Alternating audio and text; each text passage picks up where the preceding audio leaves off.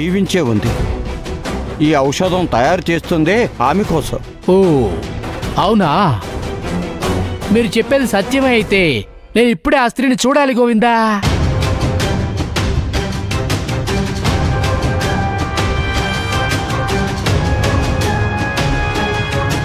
ఏంటి ఆలోచిస్తున్నారు? ఇవన్నీ నా దగ్గర నడవవు. పదండి పదండి. ఏం గోవిందా, ఏంది అట్నే చూస్తున్నావు? పట్టుకో. అలాగే సార్, రండి. తీసుకురా. పదండి. రండి రండి. రండి నడవండి. పద పదండి. సరే.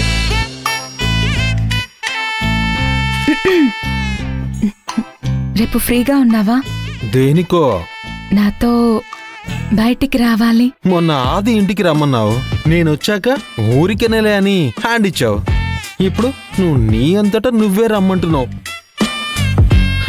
నీకోసం ఫ్రీగానే వస్తా. నీతో ఉండాలంటే ఫుల్ ఫ్రీ. ఇంతకీ ఎక్కడికి వెళ్తున్నావు? మా ఆది అన్నయ్యకి మందులు తీసుకురావాలి.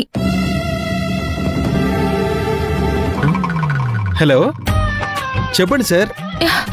కార్ డెలివరీ చేయాలా? ఈరోజా? రేపా?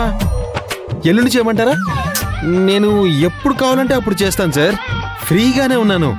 Any time service. ఏయ్, నాటకం బాగానే ఆడుతున్నావు. రాని ఫోన్ని కూడా మాట్లాడతావా నువ్వు? మీ అన్నకి మందులు తీసుకుని రావాలంటే ఆయన్నే వెళ్ళి తెచ్చుకోమను.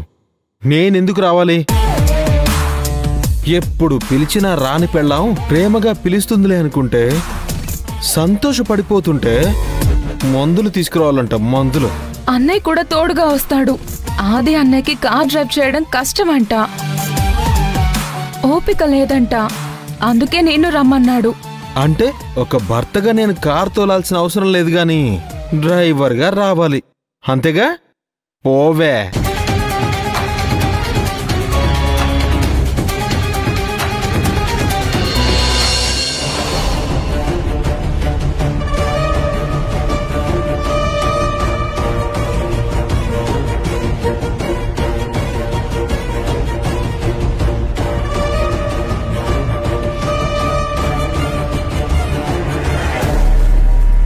చూపించు. ఇదే ఇల్లు. ఓహో, ఇదా ఇల్లు? సరే, అమ్మాయిని చూపించు. ఎవరో తెలియని అనాథల్ని తీసుకొచ్చి లివర్ కిడ్నీలు అమ్ముకుంటారా? ఏంటి మీ సమస్య? పోలీసుల్లాగా ఎంక్వైరీ చేస్తున్నారు, ఇంటికొచ్చి నోటికొచ్చినట్టు మాట్లాడుతున్నారు. ఏంటమ్మా మర్యాద లేకుండా మాట్లాడుతున్నావు? మరి ఎలా మాట్లాడాలి? జనాలకి సేవ చేయాలని మేము హాస్పిటల్ పెట్టాం. మేము లక్షలు తీసుకోవట్లేదు, 100-200 తీసుకుంటాం అంతే. మా మామయ్య గారిని అందరూ దేవుడు అని పిలుస్తారు. నువ్వేమి నోటికొచ్చినట్టు మాట్లాడుతున్నావు? ఏం కావాలయ్యా నీకు? ఇది నన్ను అడుగుతున్నావా? మరి ఎవరిని అడగాలి? చూడమ్మా, యాక్సిడెంట్ అయిన అమ్మాయిని మీరు చికిత్స కోసం ఇక్కడ తీసుకొచ్చారు కదా, నేను అమ్మాయిని చూడాలి. మీరు చికిత్స పేరుతో అమ్మాయిని ఏదో చేస్తున్నారని నాకు అనుమానంగా ఉంది. అనుమానం వచ్చిందా? అనుమానం రా, ఇంట్లోకొచ్చి చూడు. ఆమె లేకపోతే ఏం చేస్తావయ్యా? ఎందుకు పద్మింత గట్టిగా మాట్లాడుతుంది? ఈ ఫారెస్ట్ ఆఫీసర్లు ఏదో చెడ్డుద్దేశంతో వచ్చినట్టున్నారు. ఈ ఫారెస్ట్ ఆఫీసర్లు ఆ అమ్మాయిని చూస్తే ఏదైనా సమస్య వస్తుందేమో. రండి, లోపలికొచ్చి చూసుకోండి. పదండి పదండి. రండయ్యా రండి. ఆమె ఎక్కడుందో మీరే వెతుక్కోండి. రేయ్, నువ్వు అక్కడెందుకు? సార్ వెళ్ళు. ఏంటమ్మా ఇది?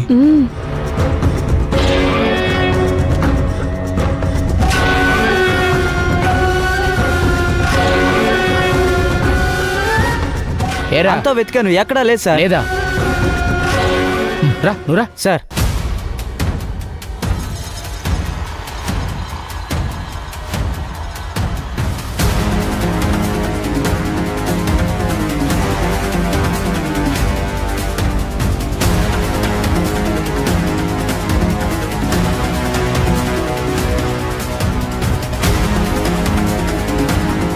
ఏంటది ఆకులతో కప్పారు?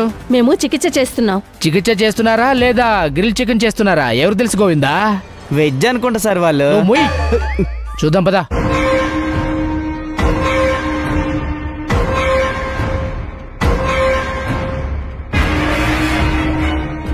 ఏంటిది? రేయ్, ఏంటో చూడరా. అలాగే సార్.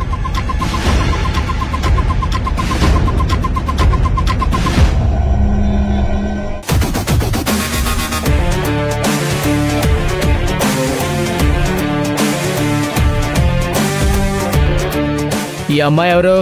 ఆమెకి ఆరోగ్యం బాలేదు, మేము చికిత్స చేస్తున్నాం. మీరు చికిత్స చేస్తున్నారని నేను నమ్మాలి కదా.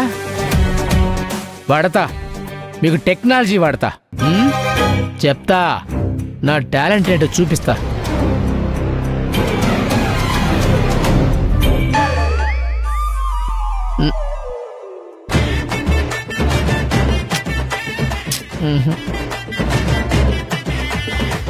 ఫోటోలో ఉన్న ఆమెకి ఈ అమ్మాయికి ముఖ కవళికల్లో చేంజెస్ ఉన్నాయి. అవును సార్. అయితే ఈ అమ్మాయి ఇంట్లో లేదు. ఏయ్, ఈ అమ్మాయి ఇక్కడ లేదు, ఆ అమ్మాయే ఇక్కడ ఉండేది. ఎన్నిసార్లు చెప్పాలి నీకు? ఏయ్ ఓయ్, ఇవన్నీ తప్పు. మర్యాదగా పిలవాలి. ఏయ్, మర్యాద లేదు, ఏం లేదు. వెళ్ళమని చెప్పాను కదా, వెళ్ళు. నేను వెళ్ళను, ఇల్లంతా వెతకాలి. ఇందాక వెతికావు కదా, వెళ్ళు. వెళ్తా. గోవిందా సార్. ఈ అమ్మాయి ఇక్కడ లేదు. అవును సార్. వెళ్దాం పదా, మళ్ళీ వద్దాం. వెళ్దాం సార్. మళ్ళీ వస్తాం, చూస్తా.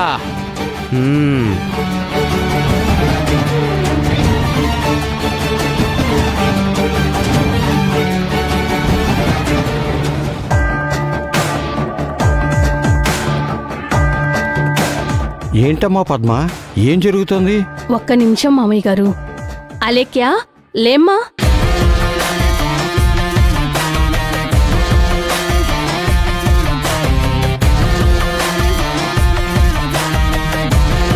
ఏంటమ్మా ఇది? ఎందుకు అలెక్ష్యని ఆ అమ్మాయి ఉన్న చోట పడుకోమన్నావు?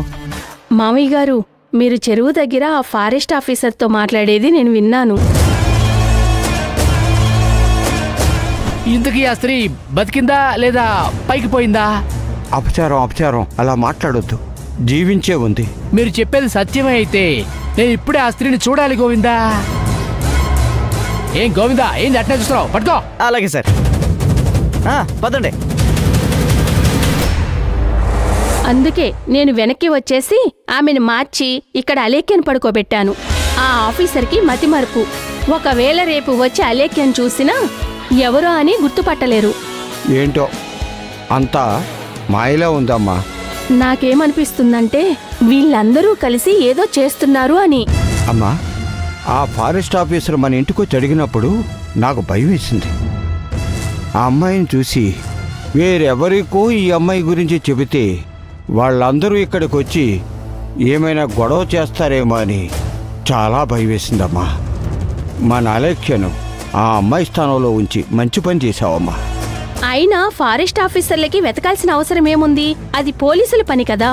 అందుకే వాళ్ళు వచ్చి వెతుకుతారనే అనుమానం వచ్చి అపాయం రాకుండా అలేఖ్యని పడుకోమని చెప్పాను. మనం జాగ్రత్తగా ఉండాలి. ఆ అమ్మాయికి స్పృహ వచ్చేంత వరకు ఈమె ఎవరి కంట్లో పడకూడదు. అలాగే మామయ్య.